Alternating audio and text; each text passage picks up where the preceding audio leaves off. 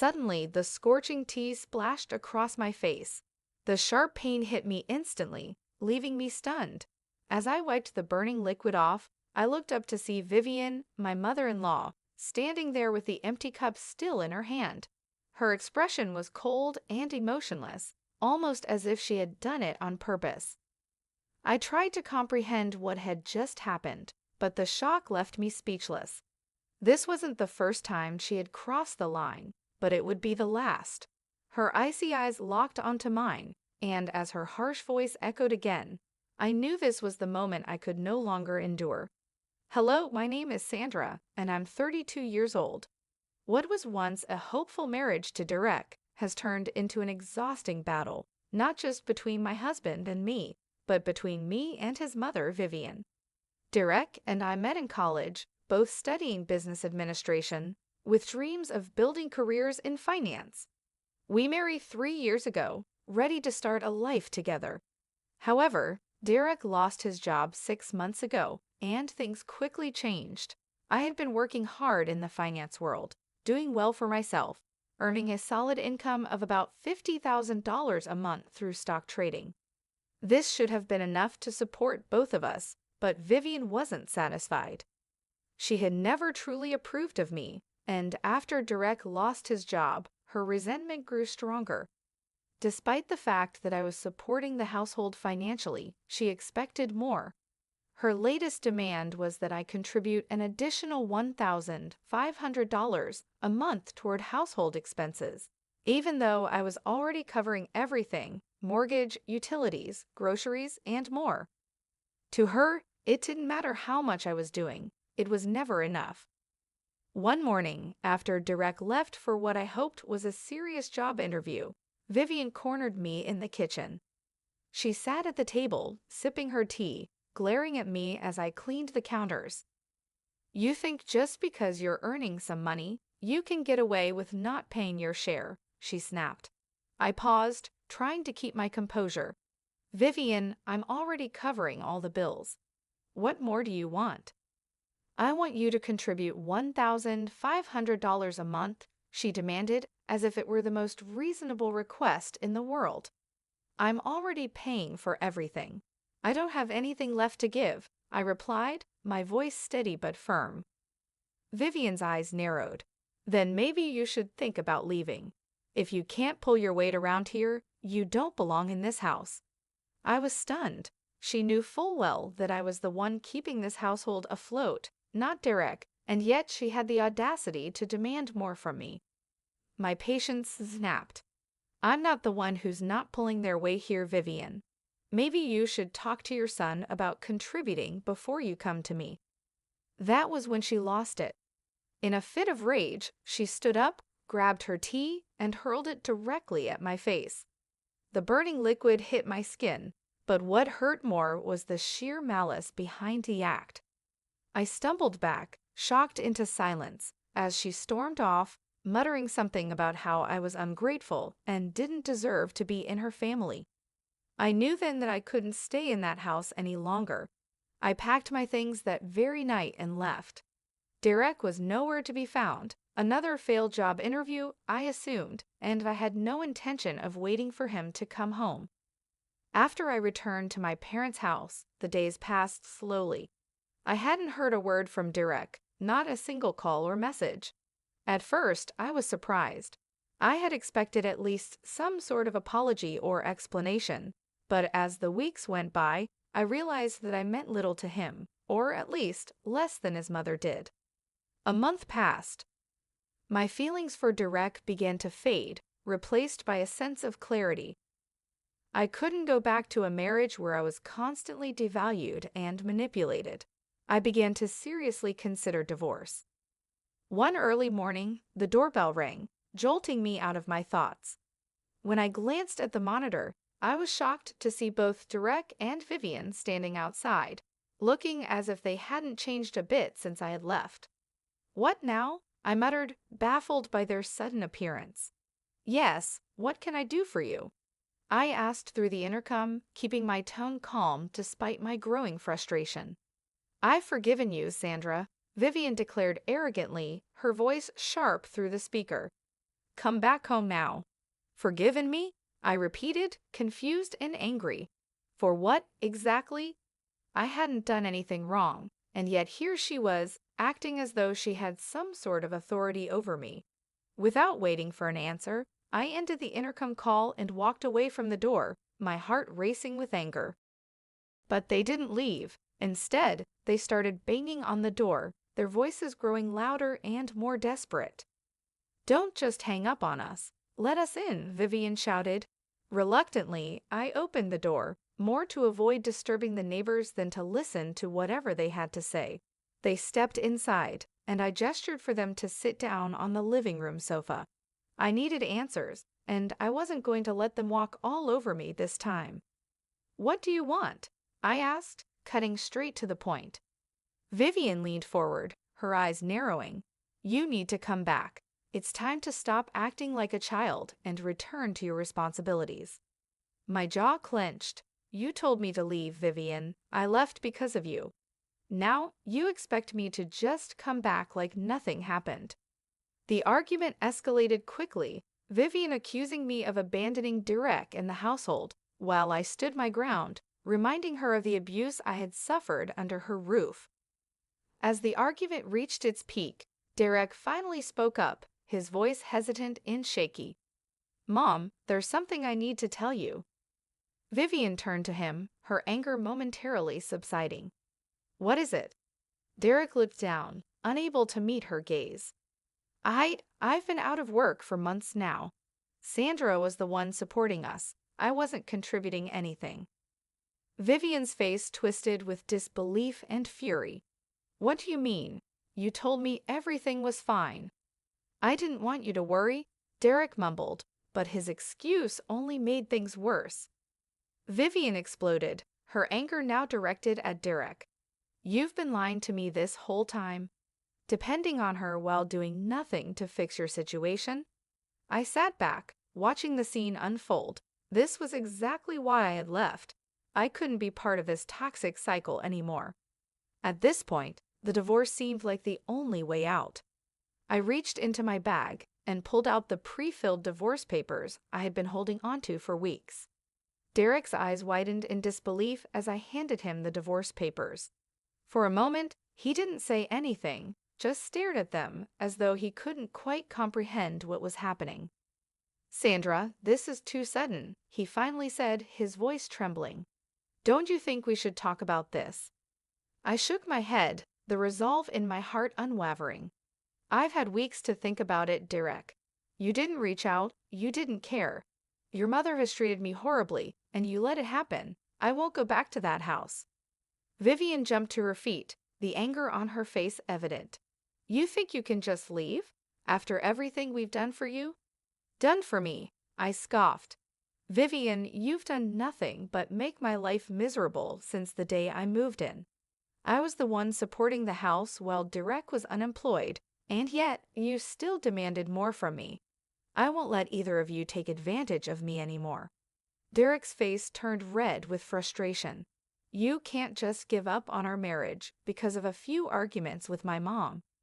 "This isn't just a few arguments, Derek," I said firmly. "You stood by and watched while your mother verbally and emotionally abused me. You never defended me, never stood up for me. And now, when I needed you most, you couldn't even reach out to see if I was okay." Vivian was livid, her face twisted in a mixture of fury and disbelief. "You ungrateful woman. After everything I've done for you, keeping this house running, allowing you to live here." "I was paying for everything, Vivian," I cut her off, my voice cold. "And you still wanted more." The room was silent for a moment, the weight of my words sinking in. Derek glanced between me and his mother, unsure of what to say. He knew it was true. He had relied on me while doing nothing to improve our situation. "I'm done, Derek," I said, my voice final. "Sign the papers." He hesitated, his hands trembling as he picked up the pen. "Are you sure this is what you want?" he asked quietly, almost as if he was hoping I would change my mind.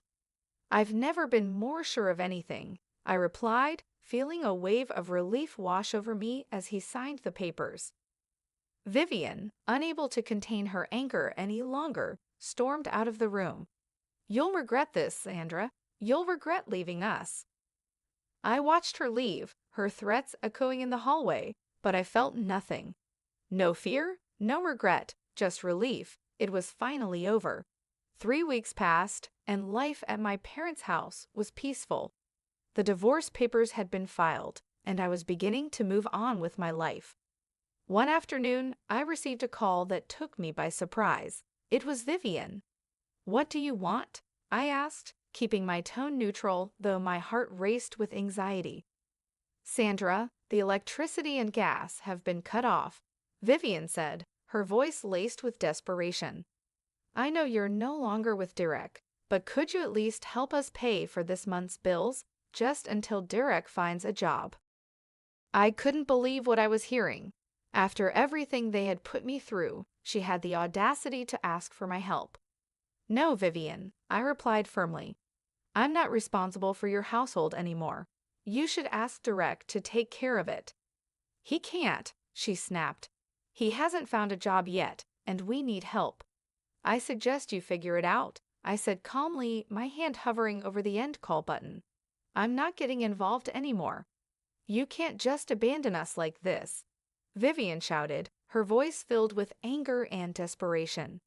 "I'm not abandoning anyone. I'm simply moving on," I said, and with that, I ended the call, blocking her number. A few months passed, and life finally began to settle into a new normal. I was thriving at work, focusing on my own goals and happiness. One day, I received a message from Derek. He apologized for everything, admitting that he should have stood up for me. He had finally found a job at a factory, but despite his apology, I felt no need to re-engage with him or his mother. I decided to block his number too. I had moved on, and there was no point in reopening old wounds. 8 months after the divorce, I met someone new. His name was Eric, and he was kind, dependable, and respectful. Everything I had longed for but never found in Derek. We weren't rushing into anything serious, but for the first time in a long time, I felt happy and at peace. As for Vivian, she finally faced consequences for her actions. After I filed a legal complaint about the tea incident, she was charged with assault. The court imposed a fine, and she was sentenced to community service. The legal system recognized her behavior for what it was, abusive and unacceptable.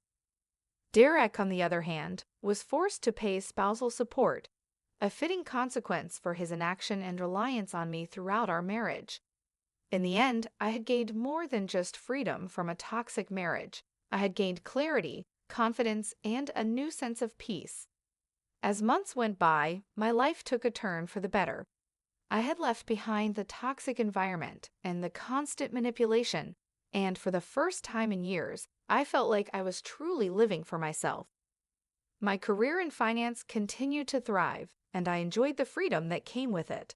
Every now and then, I would think about Derek and his mother, but those thoughts didn't linger for long. I had closed that chapter of my life, and there was no going back. Eric and I grew closer, and though we weren't rushing anything, the connection between us felt real. He was patient and supportive, qualities I had longed for during my time with Derek. There were no demands, no endless expectations. For the first time in a long time, I was able to focus on what made me happy. One afternoon, while I was catching up on some work at a cafe, I received an email that sent a chill down my spine. It was from Derek's lawyer. The subject line read, "Request for reconsideration of spousal support."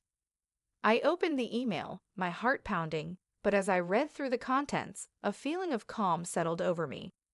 Derek was appealing to reduce the spousal support payments, citing financial difficulties. Apparently, he had been struggling to make ends meet ever since our divorce, and Vivian's health had taken a toll on their finances as well. He claimed that the factory job wasn't paying enough to cover both his living expenses and the spousal support. I knew what they were trying to do. They were hoping that I would feel guilty and reconsider, but I was done playing their game. I had paid my dues, both emotionally and financially. I forwarded the email to my lawyer, confident that the law would be on my side. A few weeks later, we went to court. Derek and his lawyer argued that he could no longer afford the spousal support due to his difficult financial situation. He presented documents showing his meager earnings from the factory job, while also highlighting Vivian's growing medical expenses. But my lawyer was ready. She pointed out that I had been the sole financial provider for our household during our marriage, while Derek had done little to contribute. The spousal support was fair, considering the years I had spent supporting him and his mother. Additionally, my lawyer brought up Vivian's assault on me, reminding the court of the toxic environment I had endured for so long. As the hearing went on, I could see the frustration growing on Derek's face. He wasn't used to being held accountable, and now that he had to face the consequences of his choices, he was struggling. The judge listened carefully to both sides before delivering the verdict. Derek's request to reduce the spousal support was denied. The court acknowledged that while his financial situation was challenging, it was not enough to warrant a reduction in payments. Furthermore, Vivian's behavior had played a significant role in the breakdown of our marriage, and the judge made it clear that Derek needed to take responsibility for his actions, or lack thereof. As we left the courtroom, Derek approached me, his face a mixture of frustration and desperation. "Sandra, please, can't we work something out? I'm struggling. You don't have to do this." I looked at him, feeling a pang of sympathy, but I quickly reminded myself of everything I had gone through. "Derek, I spent years supporting you and your mother, and all I got in return was disrespect and manipulation. I've moved on. You need to figure things out for yourself." Without waiting for a response, I walked away, leaving him standing there. I wasn't angry, just relieved that I was no longer trapped in a life that had drained me of my energy and happiness. As the months passed, Vivian's health continued to decline. I had heard through mutual friends that she had been diagnosed with a serious illness and that Derek was struggling to take care of her. While a part of me felt sorry for them, I knew that it wasn't my responsibility anymore. I had done my part, and now it was time for Derek to step up. My own life, on the other hand, was flourishing. Eric and I had become closer, and we were talking about taking the next step in our relationship. He respected my independence and supported my ambitions, something I had never experienced in my previous marriage. It was refreshing to be with someone who valued me for who I was, without trying to change or control me. One day, as I was scrolling through the news on my phone, I saw a headline that caught my attention: "Local woman sentenced for assault in tea incident." My heart raced as I clicked on the article, and sure enough, it was about Vivian. The case I had filed against her for throwing hot tea on me had finally come to a close. The court had found her guilty of assault, and she was sentenced to pay a hefty fine along with additional community service. The weight of everything hit me at once. Vivian had finally faced justice, and it felt like the last piece of closure I needed. I wasn't celebrating her downfall, but I felt a sense of peace knowing that she had been held accountable for her actions. Months later, as I sat with Eric at a restaurant, I reflected on how much my life had changed. I had walked away from a toxic marriage, faced legal battles, and come out stronger on the other side. I had found happiness in my career, in my relationship with Eric, and most importantly, within myself. I no longer carried the burden of my past. Vivian and Derek were no longer a part of my life, and I was free to live on my own terms. As I smiled across the table at Eric, I knew that whatever the future held, I was ready. Thanks for watching. If you enjoyed this story, don't forget to subscribe to the channel for more content like the video if it resonated with you, and leave a comment below to share your thoughts or experiences. Your support means the world.